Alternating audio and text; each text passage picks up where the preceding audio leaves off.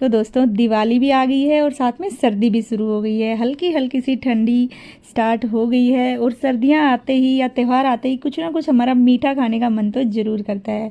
लेकिन वही मीठा अगर हेल्दी हो और घर का बना हो तो फिर आप बिना किसी गिल्ट के, बिना किसी परेशानी के उसको खा सकते हैं।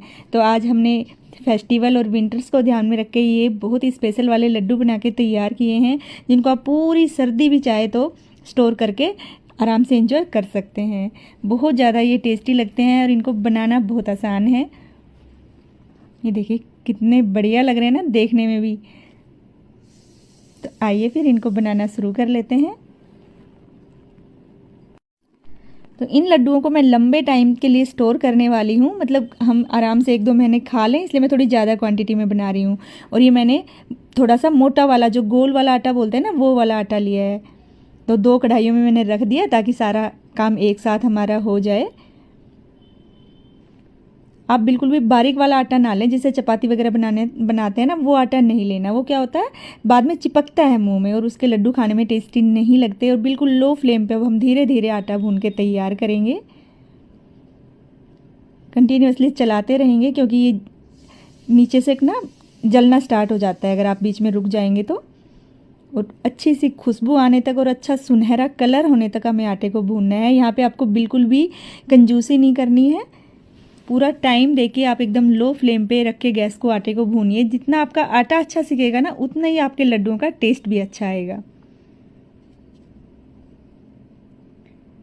देखिए इस तरह का थोड़ा दरदरा को आपको दिख भी रहा है ना, जैसा सूजी जैसा हमारा ये आटा है।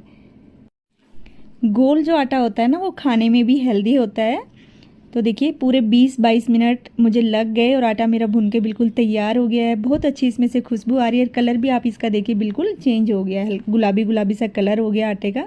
अब इसको हम साइड में रखेंगे, बाकी की तैयारी करेंगे।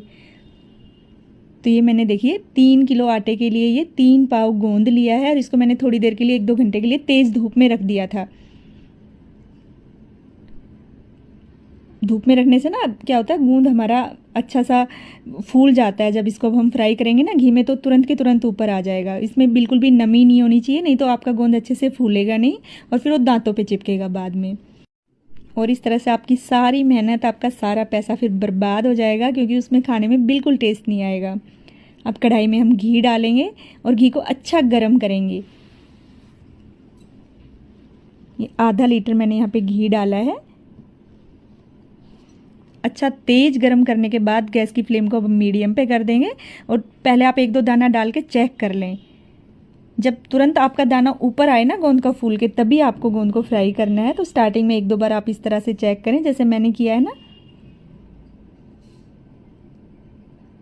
देखिए कितना बढ़िया ये फूल रहा है। आपका गोंद अगर अच्छी क्वालिटी का है और आपने थोड़ी देर उस पर धूप लगा ली, तो तुरंत के तुरंत तैर के ऊपर आ जाएगा, मतलब तुरंत फूल जाएगा। और फिर ये खाने में इतना ज़्यादा अच्छा लगता है, बहुत ही ज़्यादा टेस्टी। इस तरह से आप अपने हाथ से तोड़ के देख लें। देखिए कितना बढ़िया चूरा हो रहा है, मतलब ये अच्छे से अंदर तक सिक रहा है।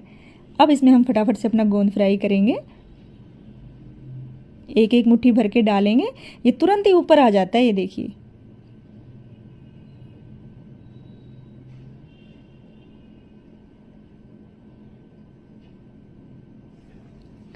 ये गोंद के जो लड्डू होते हैं ना, बहुत ज़्यादा हेल्दी होते हैं और कई सारी तरह से हमारे ये हेल्प करते हैं। जैसे हमारी इम्यूनिटी को बूस्ट करते हैं, साथ के साथ जो शरीर में थकान, कमजोरी, इस तरह की चीज़ें हो जाती हैं ना, वो भी इससे दूर हो जाती हैं।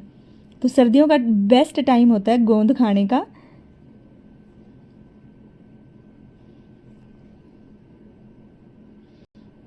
गोंद भी हमारा बहुत बढ़िया से फूल रहा है, ये देखिए जैसे पॉपकॉर्न नहीं होते हैं, उसी तरह से। ये ऐसे भी खाने में बहुत ज़्यादा टेस्टी लगता है। तो इसी तरह से थोड़ा थोड़ा डाल के हम अपना सारा गोंद फ्राई कर लेंगे। घी अगर कम पड़े तो आप थोड़ा और डाल लें, क्योंकि अच्छा घी जब आप थोड़ी ज़्यादा क्वांटिटी में लेंगे ना, तभी आपका गोंद अच्छे से फ्राई होगा।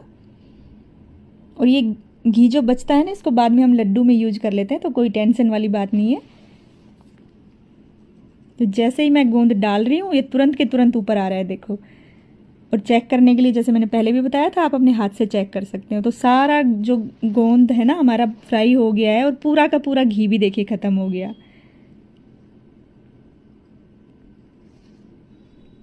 जो हमने आटा पहले भून के रख लिया था ना, उसके अंदर अब ये गोंद डालेंगे। गोंद चाहें तो आप साबुत भी डाल सकते हैं, नहीं तो कोई गिलास या कटोरी लेके इस तरह से हल्का दरदरा सा इसको फोड़ लें।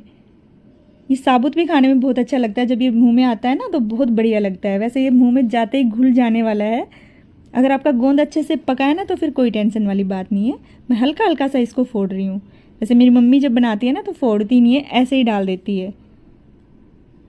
तो जैसे आपको पसंद हो। कई लोग इसको मिक्सी में पीस के भी लेते हैं, लेकिन वो पिसा हुआ हमारे को अच्छा नहीं लगता, इसलिए मैं तो इसको दरदरा इस तरह से ही पीस रही हूँ कटोरी की सहायता से।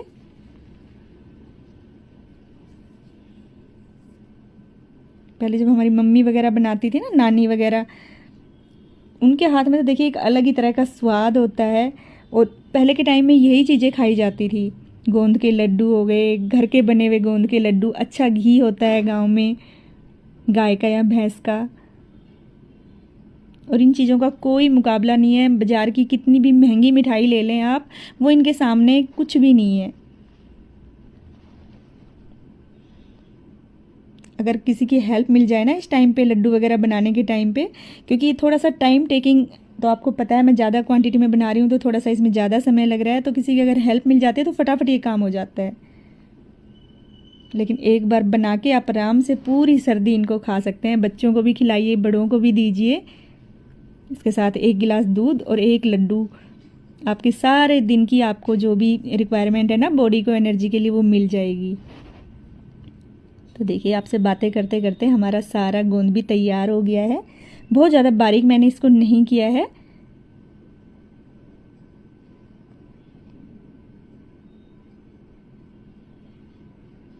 तो मेजरमेंट में आपको बताऊं, 3 किलो मैंने गेहूं का आटा लिया, उसके लिए 3 पाव हमने गोंद लिया, और 3 किलो इसमें देसी घी, 3 किलो देसी खांड। ये मेजरमेंट है, मैं लिख भी दूंगी, आप बाद में बायो में चेक कर लीजिए। घी आप थोड़ा सा कम ज़्यादा डाल सकते हैं, लेकिन जो परफेक्ट मेजरमेंट जो हमारी दादी नानी बनाती थी वो इसी तरीके से बनता है। घी, मीठा और आटा ये बराबर मात्रा में जाते हैं, और 1 किलो आटे में गोंद 1 पाव जाता है। तो अगर आपने 4 किलो आटा लिया है तो आप सीधा 1 किलो गोंद यूज कर लीजिए।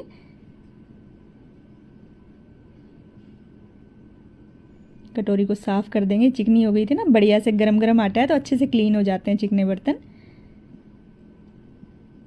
पहले हम गोंद को मिलाएंगे, साथ ही मैंने घी भी गर्म होने के लिए रख दिया है, वो बाद में डालेंगे हम।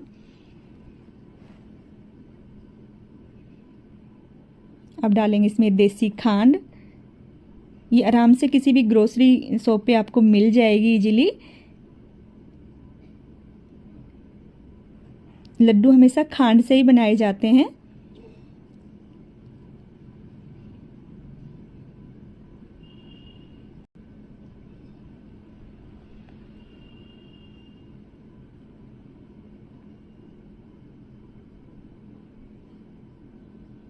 बढ़िया से इसको मिक्स करेंगे,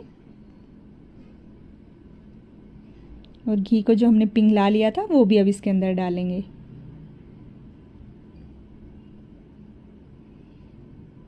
घी आपको पिघला के ही लेना है, तभी लड्डू जो है अच्छे से बन पाएंगे।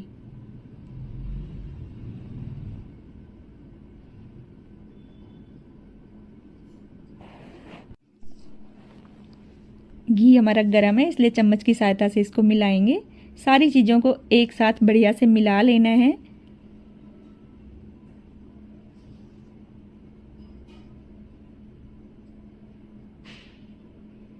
इतनी अच्छी इसमें से खुशबू आ रही है ना फ्रेंड्स, बहुत ही बढ़िया। और अब इसमें आप अपनी मनपसंद कोई भी ड्राई फ्रूट यहाँ पे थोड़ा सा फ्राई करके डाल सकते हैं। हल्का सा सैलो फ्राई कर लीजिए और डाल दीजिए जो भी ड्राई फ्रूट आपको पसंद है, जैसे काजू, बादाम, अखरोट, जो आपको अच्छा लगता है वो डाल दीजिए। नहीं तो आप ऐसे भी इनको खाएंगे ना तो भी आपको अच्छे लगेंगे, खाने में स्वाद लगेंगे।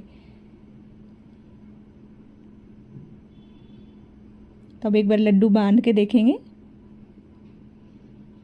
जितने बड़े साइज का आपको लड्डू बनाना है ना उतना आप ले लीजिए। देखिए कितने बढ़िया लड्डू बन रहे हैं। एकदम परफेक्ट मेजरमेंट के साथ, क्योंकि हमने इनको बनाया ना तो बहुत ही अच्छे लड्डू बन रहे हैं। देखिए बिल्कुल भी इसमें घी ज़्यादा नहीं है, कम नहीं है। और इसी तरह से बना बना के अब सारे लड्डू रख लेंगे। सुबह सुबह एक लड्डू आप खाने को दे देंगे ना बच्चों को, बड़ों को, तो बहुत देर तक ही इससे ना भूख भी नहीं लगती, साथ में एनर्जी तो मिलती ही है।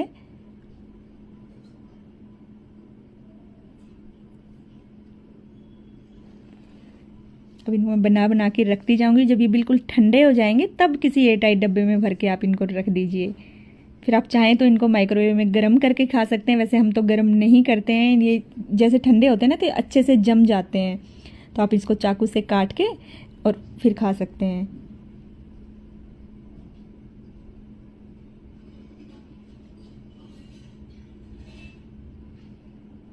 मुझे तो ना बहुत मज़ा आता है इस तरह की कोई भी चीज़ अपने घर पे बनाने में।